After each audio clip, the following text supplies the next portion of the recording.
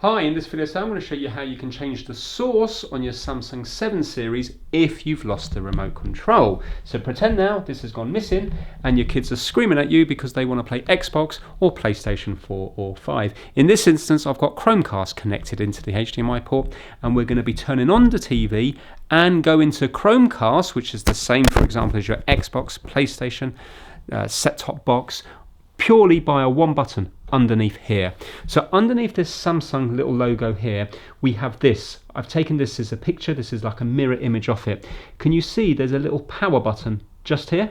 That's on the right hand side just here. It's very hard to see, but you might be able to feel it with your finger when you go underneath here.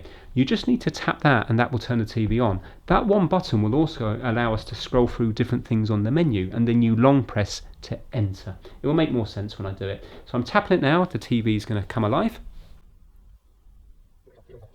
So you can now see we're on normal TV and we want to go to source. I'm going to tap this button again and it's going to bring up this menu. Just be patient here, and you can see sources over here. Every time I tap the button it's going to move along, so I'm just going to actually lower the volume down. So if we're on this one here, you then hold it down and the volume will now go down.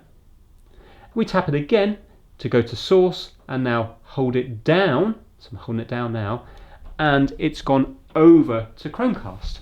If you've got numerous different things connected, you'll be able to scroll through them. So you can see right now I'm on Chromecast, which will be the same as you going onto your Xbox, etc. That's it.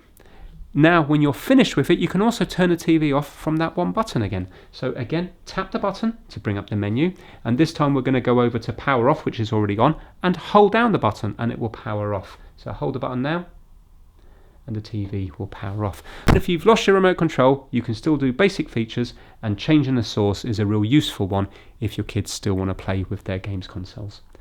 Thanks for watching.